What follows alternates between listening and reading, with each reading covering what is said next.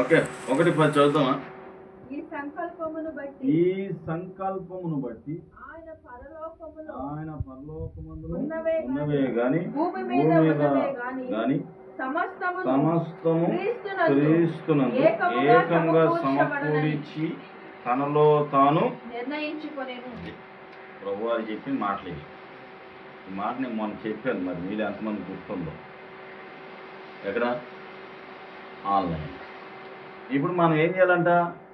ప్రభుకు ఒక నిర్ణయం వచ్చేసింది.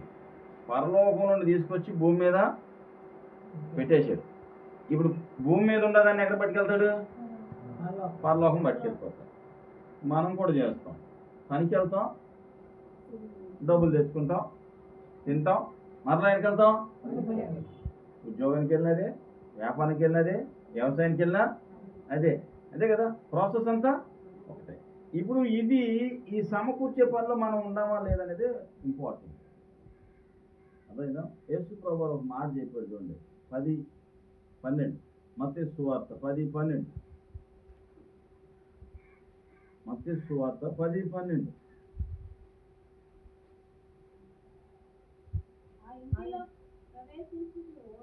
సరే ఉన్నావా?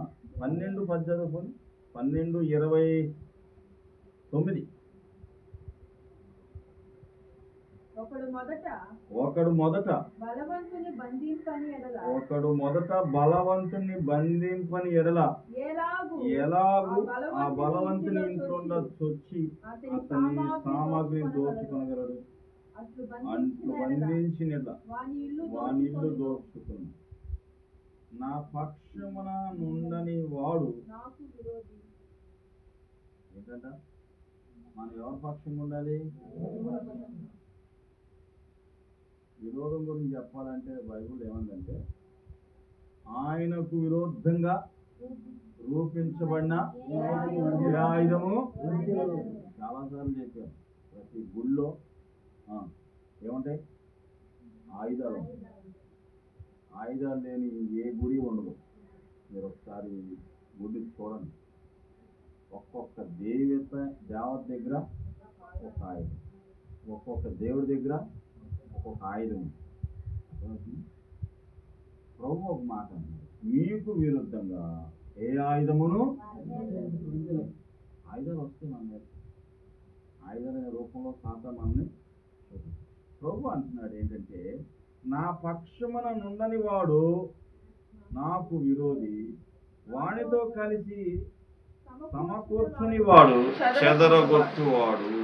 కాబట్టి నేను మీతో చెప్పినది ఏమనగా, మనుష్యులు చేయు ప్రతి పాపము దోషణ వారికి క్షమించబడును, కానీ పరిశుద్ధాత్మ విషయమై దోషణ లేదు. ఈరోజు ఉన్నాయి చూస్తే ఏది పరిశుద్ధాత్మ తెలియట్లా, ఏది దురాత్మ కూడా దీని పక్షంలో ఉన్నాం మనం. ఎందుకంటే దురాత్మ అదే చెప్తున్నారు, పరిశుద్ధాత్మ కూడా అదే చెప్పుకొస్తుంది. కానీ నెరవేర్పులోకి వచ్చేటప్పటికి తెలిసిపోతుంది ఏది పరిశుద్ధాత్మ, ఏది అపవిత్ర ఆత్మ. గమనించండి. మరి దేవుడు మనం సమకూర్చాల్సింది ఏముంటుంది అంటారు ఇక్కడ భూమి మీద? బైబిల్లో ఒక ఆయన ఉన్నాడు, విస్తారమైన ధనమును సమకూరుస్తున్నాడు. నా ప్రాణమా తిను తాగు జీవితం మీద ఎందుకంటే ఏముంటది? మంచిగా కావాల్సింది కోరకుండా వెళ్తాడు, మంచిగా తాగుతాడు, ఇంకా హ్యాపీగా ఎంజాయ్ చేస్తాడు. ఇట్లా చేయాలని క్రైస్తవులు లేరా? లేరంటారా? ఎంతకాలం కష్టపడేది, ఎంతకాలం శ్రమపడేది, ఎంతకాలం బాధపడేది, పిల్లలని, వాళ్ళ పెళ్ళిళ్ళని, వాళ్ళ పిల్లలని, వాళ్ళ చదువులని, ఉద్యోగాలని, వ్యాపారాలని, వ్యవసాయాలని, జీవితం అంతా అబ్బా ఇంకో చెప్పేస్తున్నా, స్టార్ట్ అవ్వలేదు ఇంకా, సర్వనాశనం. ఇంకనన్నా సుఖపడదాం. ఎప్పుడంట? ఇంకనన్నా దానికి ఒక అర్థం ఉంది. ఒక ఎవరు అంటున్నాడు, ఏమన్నాడు? ధనం అంత విస్తారమైన ధనము సమకూర్చున్నాడంట. ఆ యవనస్తుని దేవుడు అడిగాడు, ఈ రాత్రే సమకూర్చిందంతా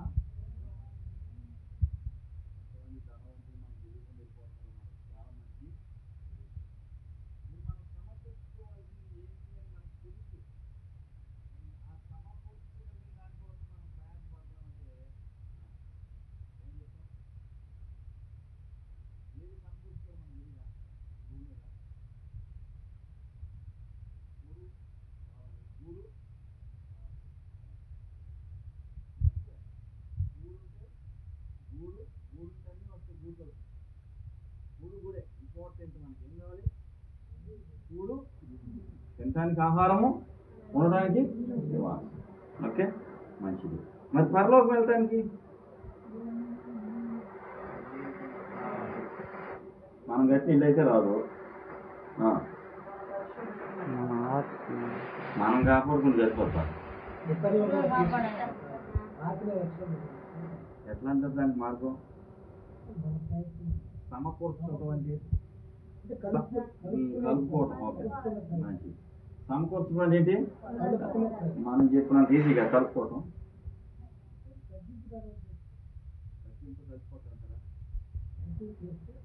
ప్రయత్నం చేసి వస్తుంటారా? ఉంటే తర్వాత వాళ్ళు మారుతారు. కలుపుకోవాలనే ఉద్దేశం.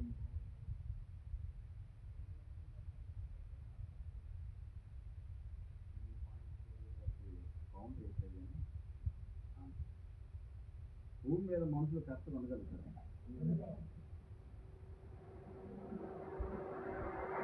మరి ఇంకేట వస్తారు?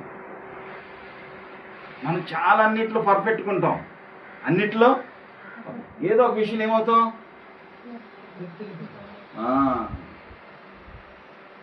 అప్పుడు జనాలందరూ వీడు 100 మంచి పనులు చేసేది, వీడి గుడ్ అని మాత్రం కొట్టేసినట్టే. 100 పనులు కొట్టుకెళ్ళిపోయింది. హాస్పిటల్లో కొట్టుకెళ్ళిపోయింది.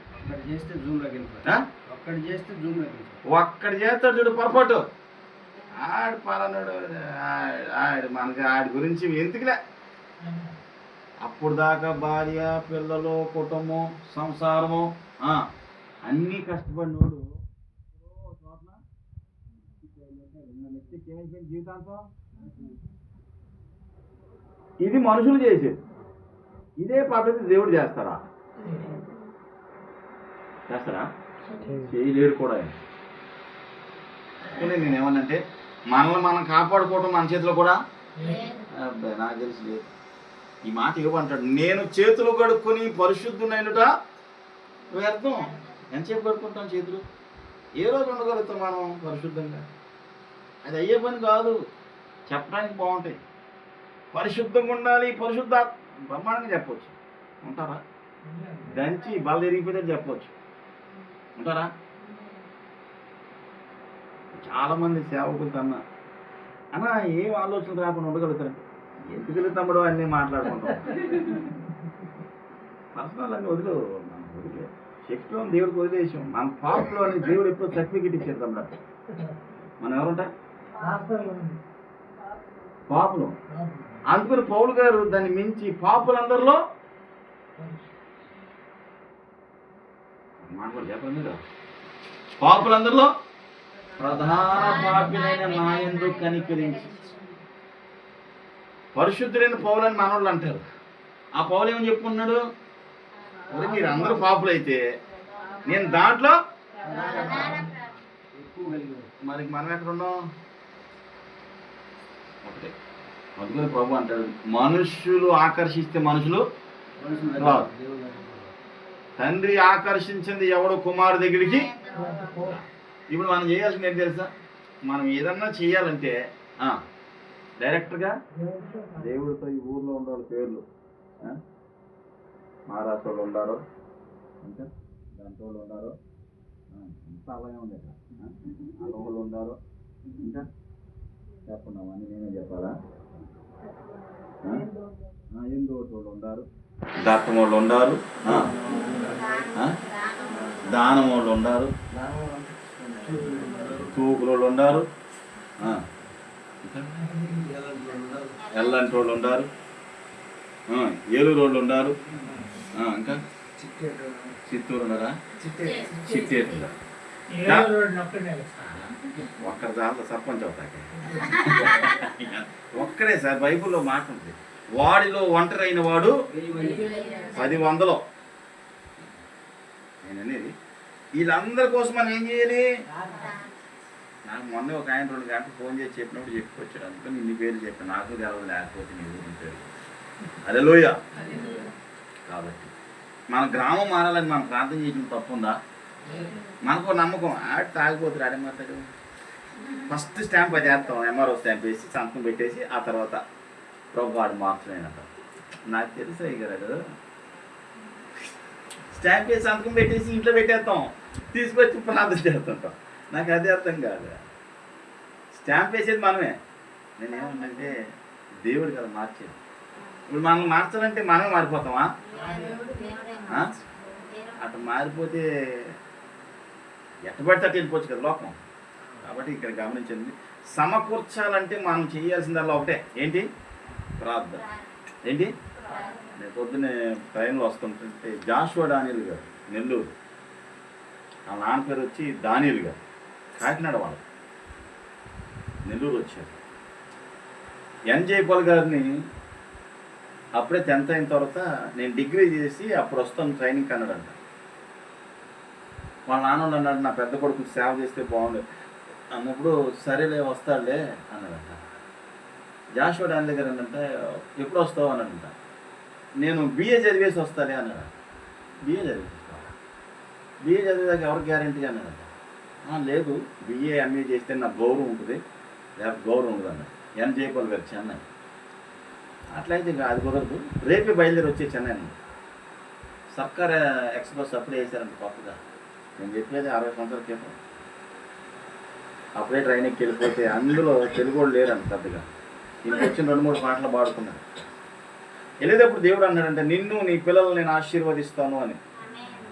ఆ మాట చెప్తుంటే ఆయనకి అనుకుంటా, నాకు వెళ్ళే కాదు, పిల్ల లేకుండా వస్తారు, మళ్ళీ వాళ్ళకి పిల్ల లేకుండా వస్తారు అని నేను అనుకున్నాడంట.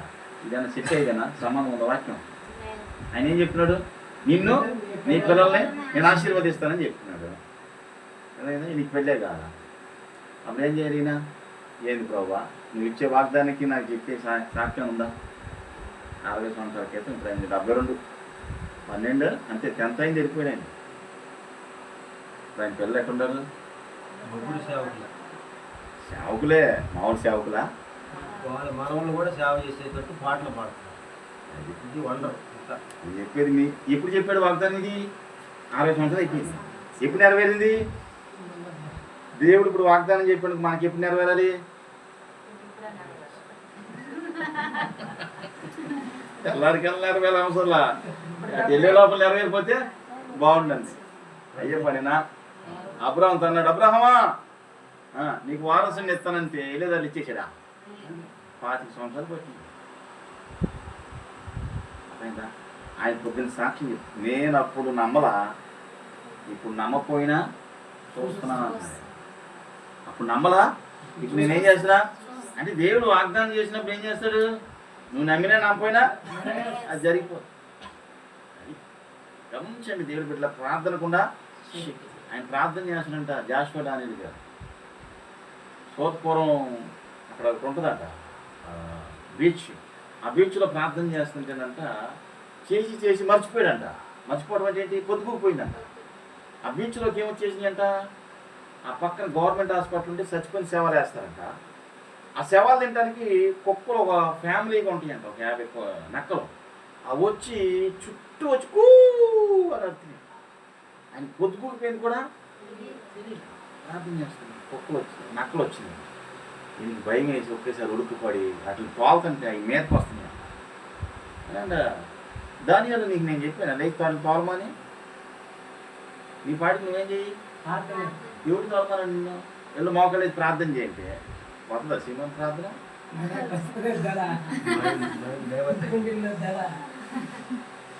వద్దా ప్రార్థన? ఏంది బాబా అప్పుడు ప్రార్థన చేయమంటున్నావు, చూస్తేనేమో ఫ్యామిలీ పేరుకుండా మీద పడితే మళ్ళీ ఇంకేమి? నువ్వు మోకండి భయ అన్నాడు. మోకండి వేసాడు, చేతులు ఎత్తి ప్రార్థన చేసాడు. ఒక అరగంట గంట అయిన తర్వాత ఇప్పుడు తోలన్నాడు. ఏసునామంలో నా నామంలో దూరం ఎందుకు బాగున్నాను? ఏసునామంలో కొండనగానే ఏం చేసేట పరిగెత్తుంది. చెప్తానికి బాగుంటుంది, మరి చేస్తాకి. కాబట్టి నేను సమకూర్చడం అనేది ఏకాంత ప్రార్థన అలా నిజం లేరంట లేమన్ ఫెలోషిప్లో. అందుకని ఆ చర్చిలో అందరూ మగవాళ్ళే ఉంటారు, ఆడవాళ్ళు తక్కువ. మన రాజా గారిని అడిగితే చెప్తారు, ఆయన కూడా లేమన్ ఫెలోషిప్పే. రాజా గారు LGF. కాబట్టి వాళ్ళకి వచ్చింది ఏం తెలిసి ఏకాంత మీటింగ్ అయిపోతే నాకు ఇంటికి వెళ్ళిపోరంట. వీళ్ళందరూ రక్షించబడాలని చుట్టూ అందరూ సమూహంగా కూడి వాళ్ళందరూ మారాలని అప్పుడే ప్రార్థన చేసేస్తారట. వచ్చి వెళ్ళిపోవడం కాదు, మారిపోవాలంటాడు. దేశ విదేశాల్లో ఆయన చనిపోతే 3 వారాలు ఆ శవాన్ని పెట్టారు నెల్లూరులో, జాషువా డానియల్ గారు. 3 వారాలు. ఎందుకంటే దేశ విదేశాల నుండి జనాలు చూడాలి. ఏసన్ గారు పొద్దున్న చనిపోతే సాయంత్రం చేసేసారు. చనిపోయిన దాకా వాకింగ్ చెప్పినారు. ఆయనలో వండరు. ఆశ్చర్యం తెలుసు, ఆయన చూసి నేను నేర్చుకోవాలి. నుంచొని వాకింగ్ చెప్తాడు. తలకాయ కోగకుంటారు. అర్థమైందా? చాలా వండర్ ఆయన. కాబట్టి నేను ఎందుకు చెప్తానంటే మనలో ఉండాల్సింది ఒకటే. ఏ శక్తి తెలుసా? ప్రార్థన. నాకు ఆయన చెప్తుంటే నాకు వెనక్కి వెళ్ళాను. నేను ఒక 25 సంవత్సరాలు వెనక్కి వెళ్ళాను. అప్పుడు నేను చెట్టు కింద ఉపవాసం ఉండి 40 రోజులు ప్రార్థన చేస్తుంటే నా మోకాళ్ళు పుచ్చిపోయి లోన పురుగులు పడాయి. నా మోకాళ్ళు ఆ మట్టిలో ప్రార్థన చేస్తే అది నిదానంగా ఏమైపోయిందంటే పుచ్చిపోయి పురుగులు వచ్చాయి, కుళ్ళిపోయి శరీరం నల్లగా అయిపోయి లోన లోన లోన లోన అది ఇప్పుడు మోకాళ్ళు వేస్తుంటే ఏమవుతుంది తెలుసా? ఆ మోకాలు వెనక వస్తుంది కదా, ఎవరు చూపిస్తారు? అట్లా ఇదే మోకాళ్ళు వేస్తుంటే వెనకుంటాయా? ఈ వెనకేమవుతుంది తెలుసా? అంత లాభం అవుతుంది. దాదాపుగా నేను ఒక నెల మట్టి నిద్రపోవట్లా. నా కాళ్ళు ఎవడలు తాడుగట్టి లాక్కిందంటే ఎంత మోకాళ్ళు వేసి ప్రార్థన చేసినా ఇప్పుడు ఏం చేయాలి? నేను ప్రార్థన మానేయాలా? కొన్ని నేను చేయలేనప్పుడు నేనేం చేయాలి? సమకూర్చుకోవాలి. అంతేనా? నా వల్ల కానప్పుడు నేనేం చేయాలి? చేసేవాళ్ళని సమకూర్చుకోవాలి. నేను చేయలేను ప్రభా, నా వల్ల కాదు ప్రభా, టాటా చెప్పకూడదు. అంతేనా? సింపుల్. మీకు మాట చెప్తా, మీ వృత్తికి తగ్గట్టు. పొద్దున్నే ఏముంది మీ ఇద్దరికి? 5ంటికి క్యాటరింగ్ ఉంది. మన ఊర్లో ప్రియమైన వారు ప్రభు దగ్గరికి వెళ్ళారనుకోండి, క్యాటరింగ్ ఆపాలి. ఆగుద్దా? అప్పుడు ఏం చేస్తారు? అప్పటికప్పుడు అరే మామ, బావా, మాయా ఏం చేస్తున్నారు? సమకూర్చి ప్రభు అంటాడు ఇది మానక అది. కాబట్టి అట్లా అడ్జస్ట్. ఇప్పుడు నేనేం చేయాలి? నేను చేస్తున్నా, నా బాడీ ఏం చేస్తున్నా, అప్పుడు నేనేం చేయాలి? ఎట్టయినా సరే దాన్ని నేను ఏం చేసుకోలేను? సమకూర్చుకోవాలి. ఏం చేయాలి? సమకూర్చుకోవాలి. అప్పుడు నాకేమొస్తుంది? ఎనర్జీ వస్తుంది. ఏమొస్తుంది? అది ఈ పని నా పని ఇది. మీరు కూడా ఏం చేయాలంటే మీకు వయసు అయిపోయి లోపల ఏం చేయాలి? కొంతమందిని మీ పనికి, అది ఏ పనైనా కావచ్చు, నువ్వు చేసే పనికి నువ్వేం చేయాలి? ఒక టీంని నీకు అది వయసు ఉండగానే ఆ పని వయసు అయిపోయిన తర్వాత కుదరనే ముందుగా. అదే ప్లాన్. యేసు ప్రభు కూడా అదే ప్లాను. కనుక దయచేసి ఇంకొక మాట చెప్పి నేను ముగిచ్చేస్తాను. చూడండి, 2 పేతురు 3:5 చదివి ప్రార్థన చేశారు. 2 పేతురు 3:5.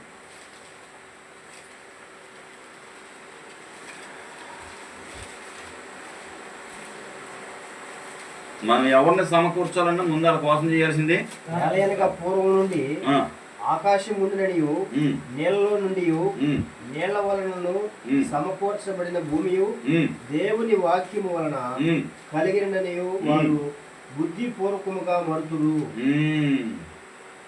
ఎంత మర్చిపోతున్నాడు? మనం బుద్ధి పూర్వకం ఆటోమేటిక్గా చెప్తాం దేవుడు వాళ్ళు అన్నీ కలిగినాయి అని, కానీ మనం మర్చిపోతాం. అవునా? నిజంగా కలిగినాయి అంటావా? అన్ని దేవుడు చేసి అంటావా అనే డౌట్ కూడా మనకి క్రియేట్ అవుద్ది. చూడండి, ఇంకొకసారి చదువుతాం. ఏలయనగా పూర్వం నుండి ఆకాశమును నీళ్ళ వలన సమకూర్చబడిన భూమియు దేవుని వాక్యం వలన కలిగిననియు వారు బుద్ధిపూర్వకంగా మరుతురు. ఆ నీళ్ల వలన అప్పుడున్న లోకము నీటిలో మునిగిపోయి నశించను. అయితే ఇప్పుడు ఆకాశము భూమి భక్తిహీనుల తీర్పును నాశనము జరుగు దినం వరకు అగ్ని కొరకు నిల్వ చేయబడికి అదే వాక్యం భద్రము చేయబడినది. హల్లెలూయా. ఈ వాక్యాన్ని ఏం చేస్తారు? సేఫ్. మీరు ఎక్కడ కొట్టిన యూట్యూబ్లో ఏది కావాలంటే అది బయటికి మీకు మనశ్శాంతి కలిగిన వాక్యం అది కొట్టి చదువు. ఆ మనశ్శాంతికి సంబంధించి అంతా పొంగిపోయామా లేవనెత్తే వాక్యం కొట్టి అంత వాక్యం ఏమైపోయింది? సేఫ్, భద్రం అయిపోయింది. మరి మనం నేను ఎందుకు ఈ ప్రాక్టికల్గా మాట్లాడతానంటే ఈ 25 సంవత్సరాలుగా చూసి నేను నేర్చుకున్నది ఇదే. వాస్తవంగా మాట్లాడితే మన పక్కన ఇప్పుడున్న పరిస్థితులు మన భార్య కూడా మన దగ్గర నిజం చెప్పారంటే వెళ్ళిపోతాం గ్యారంటీ. చెప్పు చూడండి, తెలుసుకుంటారు మీరు. అనుకునే మేక సూటిగా తేటగా స్పష్టంగా రాశారు. రాయలేదా? ఏమని సీమని ఎప్పుడు చెప్పడానికి ఇటువంటి చూద్దామా? ఏమని చెప్పాడు సిమోను? ఏమేమి చెప్పి నాకు ఎందుకు అనుకుంటావా? చదువుదామా మేక? ఆ మాట చదివితే మీకు క్లారిటీ వస్తుంది. చూడండి.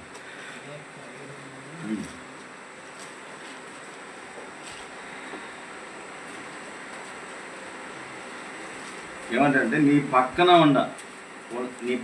ఉండ నీ భార్యకు కూడా ఏం చెప్పకూడదంట?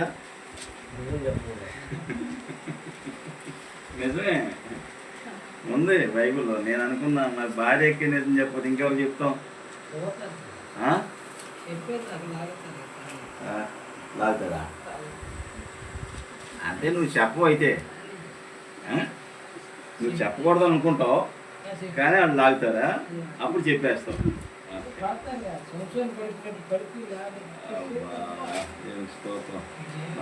మా సీమోని ఎందుకో పాపం ఎక్కడో చేపకు పట్టాలని చూస్తే నేను ఇక్కడే ఉన్నాను కదా, అక్కడ దాకా ఎందుకు వెళ్తారంటే దొరికిందమ్మా మేకాలనా? మొత్తం అధ్యాయులు 7 ఉండే. అందులో ఏమా దొరికిందా? నీ పక్కలో ఉన్న నీ భార్యకు కూడా నిజము చెప్పొద్దా? కారణం ఏంటంటే కొన్ని నిజాలు మనుషులు ఏం చేస్తుంది తెలుసా? నన్ను పాస్టర్ అంటున్నాడు, చాలామంది అన్నారు నువ్వు నిజం మాట్లాడితే గొడవలు అయిపోతాయి. నిజాల వల్ల నష్టాలు కలిగినప్పుడు నిజాన్ని అందుకుని అంటారు. రాజు ఎదుట ఆ సంగతి దాచిపెట్టే ఘనత అర్థమైందా? కొన్నిసార్లు కొన్ని విషయాలు దాచిపెట్టడమే మంచిది. అది కూడా చూడండి, దొరకలేదమ్మా భార్య అని ఉందా? పోనీ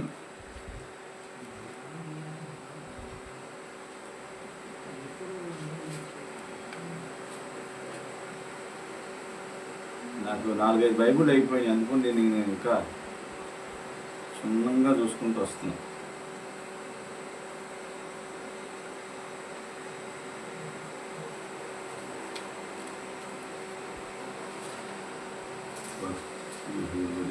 వరుసగా 7 పెట్టి లాక్కొచ్చేయండి.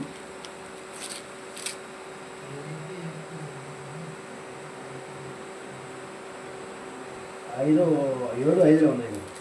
7-5లోనా? స్నేహితుని యందు నమ్మిక ఉంచవద్దు. ఎవడంట? ఈరోజు స్నేహితులు నమ్మి సంపనోడు లేరా? ముఖ్య స్నేహితుని నమ్ముకోవద్దు. బెస్ట్ ఫ్రెండ్ ఏం బాబు? నీ కౌగిటిలో పండుకొని ఉన్న దాని ఎదుట నీ పెదవులు వారములు కాపు పెట్టిను. ఏం పెట్టాలంట? పాప